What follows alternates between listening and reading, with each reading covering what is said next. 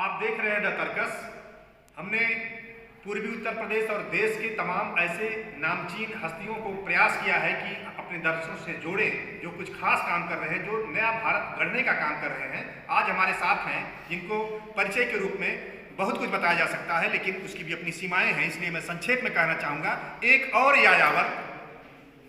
यायावर हमारे बीच हैं जिन्हें हम वैज्ञानिक के रूप में जानते हैं, जिन्हें हम प्रगतिशील लेखक संघ से जुड़े होने के परिचय के रूप में जानते हैं, जो लगातार इस विषय पर चिंतनशील है। अभी आपने चर्चा बस प्रसंग बस एक बात कहा है कि सुधीर शर्मा जी ने आपसे एक सवाल छेड़ दिया कि नेल्सन मंडेला से लेकर गांधी से लेकर मार्क्स से लेकर राहुल सांकृत्यायन तक तमाम धरोहरें और तमाम विचार हमारे बीच हैं, लेकिन इन सब के बावजूद हमें जो चाहिए, जो अपेक्षा है, जिस तरह का समाज चाहिए, उसमें अभी भी बहुत कुछ सोचना पड़ रहा है, खोजना पड़ रहा है, तलाश करनी पड़ रही है कि हम किस रास्ते पर कैसे चलें, कैसे भारत का पुनर्निर्माण होगा, कैसे हम आगे बढ़ पाएंगे, कैसे भारत का नवनिर्माण होगा। तो आज हमारे साथ हैं और मैं चाहूँगा कि आप अपनी जो आपके अनुभव हैं, जो आपके विचार हैं, जो आपकी समझ है, इस भावी पीढ़ी के लिए, हमारे दर्शकों के लिए, पूरे नए भारत के लिए, भारत के नौजवानों के लिए आप अपनी बात बेबाकी से रखें, जिससे हम आपके उस विचारों के बीच से अपना रास्ता खोज सकें। तो हमारे सामने हैं, आप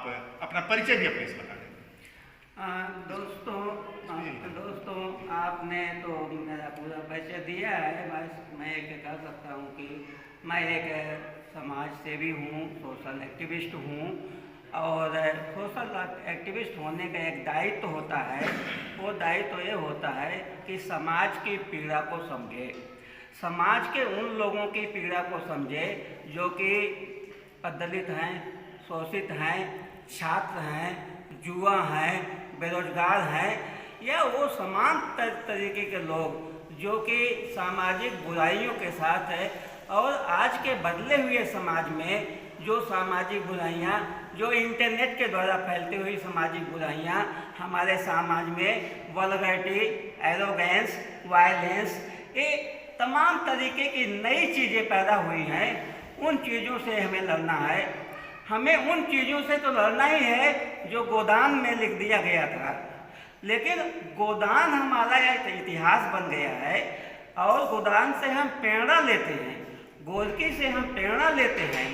लेकिन आज की परिस्थिति में गोदान को हम कैसे देखें, गोलकी को हम कैसे देखें, और उसको फिर कौन सा फार्मूला निकालें कि जो गांधी ने प्रयोग किया था, जो नेल्सन मंडेला ने प्रयोग किया था, जो कार्ल मार्क्स और एंजेल्स ने प्रयोग किया था, जिसको फिडेल कास्ट्रो ने प्रयोग किया था, हम सभी का, गौतम बुद्ध ने प्रयोग किया था, हम सभी का एक ही मकसद था। चाहे वो महान सर्वहारा सांस्कृतिक क्रांति हो माओ की, चाहे वो स्टालिन और लेनिन के बीच में के दौरान सोवियत यूनियन में गृह युद्ध छिड़ा हुआ था, चाहे फिडेल कास्ट्रो को उठाकर फेंकने की साजिश थी, उन सभी चीज़ों में बात एक थी। उन सभी लोगों के, महान साहित्यकारों के बीच में, दार्शनिकों के बीच में बात एक ही थी कि एक बेहतर जिंदगी का रास्ता, एक खूबसूरत जिंदगी का रास्ता, एक इंसानियत भरी जिंदगी का रास्ता कायम हो। और इंसानियत भरी जिंदगी का रास्ता नहीं, इंसानियत भरी जिंदगी की मंजिल कायम हो। और कोई भगत सिंह के शब्दों में कोई रोता हुआ दिखाई न पड़े, कोई हकलाता हुआ दिखाई न पड़े, कोई जानवरों की तरह रहता हुआ दिखाई न पड़े। हमने जब इंसानियत का समाज बनाया था, वो बात अभी हम आपके साथ व्याख्यान में करेंगे। जब हमने समाज बनाया था तो हमने कतई ये नहीं सोचा था कि आज जो किसान आंदोलन चल रहा है दिल्ली में, किसानों की बुनियादी अधिकार हैं उनको अपना पेट पालने का और दूसरों का पेट पालने का, पूंजीपतियों का पेट पालने का, लेकिन हम उस बुनियादी अधिकारों को कुचल रहे हैं। ऐसे समाज है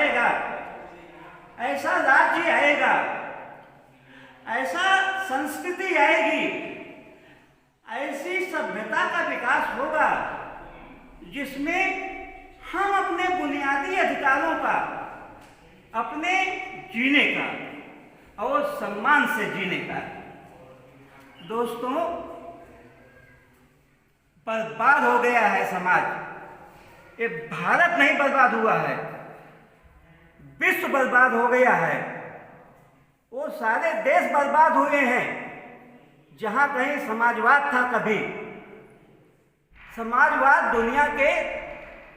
दुनिया के नक्शे से मिट गया या मिटा दिया गया, वो बहस का विषय अभी यहाँ पर नहीं है। लेकिन हम चाहते हैं दोस्तों, यहाँ पर आप लोग जो प्रयास कर रहे हैं, जो कि हम उसको कल्चर के नाम से जानते हैं, जिसको हम उसको संस्कृति के नाम से जानते हैं, कई बार ठीक है हम उसकी संस्कृति के मायने नहीं समझते हैं और हम पुरानी ढपली बजाते रहते हैं और पुरानी ढपली बजाने से नया समाज नहीं बन सकता। संस्कृति जीवन जीने की एक शैली है, संस्कृति जीवन जीने का एक पर्याय है, संस्कृति जीवन जीने की एक पद्धति है। हम चाहते हैं कि एक ऐसी इंसानियत भरी जिंदगी, एक इंसानियत भरी संस्कृति का विकास हो, आंदोलन के द्वारा हो,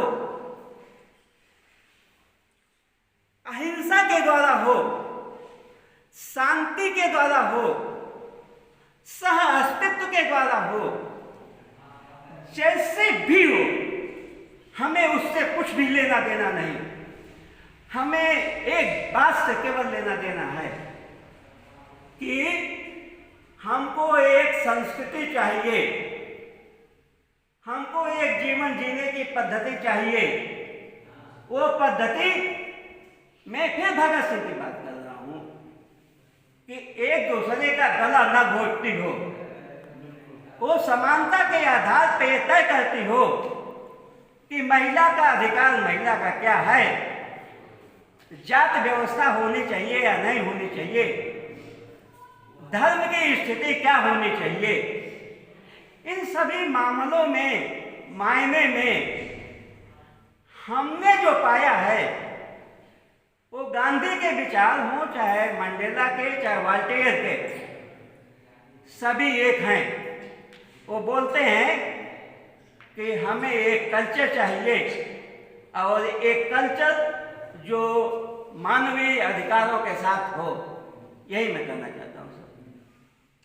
अभी आप सुन रहे थे हमारे देश के कृषि अनुसंधान परिषद के एक बड़े वैज्ञानिक, और मैं कहूँगा महान वैज्ञानिक, और वह महानता का परिचय तब मिलता है जब उन्होंने 12 साल की नौकरी को छोड़कर बीआरएस ले लिया और आपने अपने देश को बचाने का, समाज को रचने का और बेबाकी से बात करने का, किन्हीं वादों के खांचे में शायद निष्फिट दिखाई देंगे, लेकिन भीतर एक ललक है, एक संकल्प है, एक सपना है, एक जज्बा है भारत को गढ़ने का। उसके लिए चाहे कोई पसंद करे, चाहे कोई नापसंद करे, चाहे कोई घृणा करे, चाहे कोई अपजस दे, इन सब से ऊपर उठकर पूरी बेबाकी से, पूरी हिम्मत से, पूरे जज्बे के साथ एक नए भारत के निर्माण के लिए आप काम कर रहे हैं। इसलिए हम आपके इस महान प्रयास को, इस जज्बे को सलाम करते हैं। और आप पूसा, नई दिल्ली से लेकर इलाहाबाद से लेकर के तमाम जगह आपने काम किया और आपको लगा कि अब इस काम से आगे बढ़कर कुछ करना चाहिए, और आपने छुट्टी नहीं लिया, आपने रिटायरमेंट नहीं लिया, आपने बड़ा काम अपने हाथों में ले लिया है और इस देश के लिए आप शायद ज्यादा कुछ अच्छा कर पाएंगे। हम उम्मीद रखते हैं आपका प्रयास। तो सर हम लोग